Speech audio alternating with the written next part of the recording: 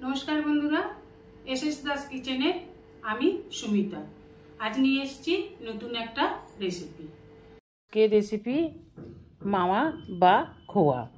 এই মাওয়া বা খোয়া আমি কি করে বানাই সেই রেসিপিটাই আজ আমি আপনাদের সাথে শেয়ার করব। চলুন দেখে নেওয়া যাক। নিয়ে নিচে 50 গ্রামের মতন কাজু বাদাম। ওভেনে একটা কড়া বসিয়ে দিয়ে দেব কাজু বাদাম, একটু হালকা লাল করে ভেজে নেব। আর দিয়ে দেব 8-10টার মতন ছোটো এলাচ। ছোটো এলাচ দিলে স্মেলটা খুব ভালো আসে। আর কাজু বাদাম দিলে মালাই ভাবটা খুব ভালো হয়। প্যাকেটের দুধে কিন্তু ফুল ক্রিম থাকে না, সেই জন্যই একটু কাজু বাদাম দিয়ে দেওয়া ভালো। এবার কাজু বাদাম আর ছোটো এলাচটাকে ভেজে নামিয়ে নেব। নিয়ে নেব একটা মিক্সি জার। মিক্সি জারে দিয়ে দেব কাজু আর ছোটো এলাচ দিয়ে একটু গুঁড়ো করে নেব। জল দেবে না, শুধু মেশিনটা ঘুরিয়ে ঠিক এইভাবে গুঁড়ো করে নিতে হবে। এটা কিন্তু পেস্ট নয়, কাজু আর ছোটো এলাচটাকে গুঁড়ো করে নিলাম। এই মিক্সি জারেই নিয়ে নেব একটা নারকেল। যে নারকেলটার ব্রাউন অংশটা কেটে বাদ দিয়ে শুধু সাদা অংশটাকেই নিয়েছি। এটাকেও একেবারে মিহি করে পেস্ট করে নিতে হবে, যেন একটুও দানা না থাকে, যেন বোঝাই যায় না নারকেলটাকে। এইভাবে পেস্টটা বানিয়ে নিতে হবে। এবার ওভেনে কড়া বসিয়ে দিয়ে দেব 2 চামচ ঘি। মাওয়া বানাতে ঘি কিন্তু দিতেই হয়, এই জন্য ঘিটা একটু বেশি করে দিলাম মালাই ভাবটা আসার জন্য। আর দিয়ে দিলাম কফি কাপের 1 কাপ লিকুইড দুধ।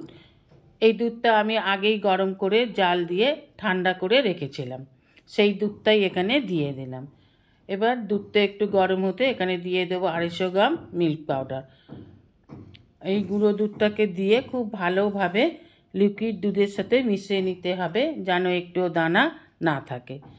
একটু ধৈর্য ধরেই কাজটা করতে হবে। দেখুন খুব ভালোভাবে নেড়ে নেড়ে মিশিয়ে নিলাম, একটুও কিন্তু দানা কোথাও নেই।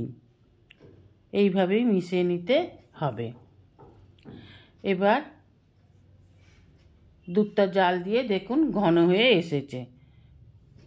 দুধটা জাল দিয়ে ঘন করে নিয়ে এবার দিয়ে দেব কাজু বাদামের গুঁড়োটা, যেটা আগে গুঁড়ো করে রেখেছিলাম।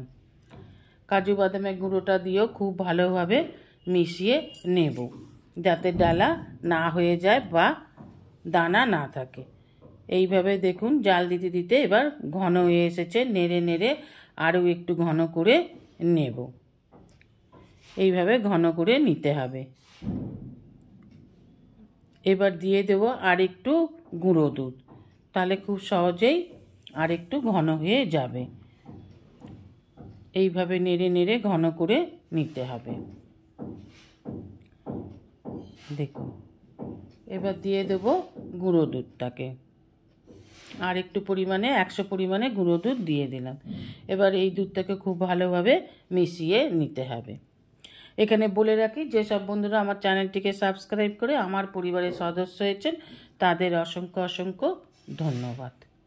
এবার দিয়ে দেব যে নারকেলটাকে কুড়ো করে রেখেছিলাম সেই নারকেল কুড়োটাকে। দেখুন খুব ভালোভাবে নারকেলটা একেবারে মিহি করেই কুড়ে নেওয়া হয়েছে, পেস্ট করে নিয়েছি। এবার খুব ভালোভাবে মিশ্রণটার সাথে নারকেলটাকেও মিশিয়ে নেব। আমি এখানে নারকেল কুড়ো দিয়েছি, এটা অপশনাল, আপনারা দিতেও পারেন নাও দিতে পারেন। তবে একটু নারকেল কুড়ো দিলে মাওয়াটা একটু খেতে ভালো হয় আর টেস্টটা সুন্দর হয়। আর দিয়ে দিলাম একটু মিষ্টি ভাব আনার জন্য একটু চিনি। মিষ্টিটা আপনারা দিতেও পারেন নাও দিতে পারেন। নারকেল আর চিনি আপনারা দিতেও পারেন নাও পারেন। আমি একটু অন্যভাবেই মাওয়া বানাই, সেই জন্যই এই রেসিপিটা আমি আপনাদের সাথে শেয়ার করলাম।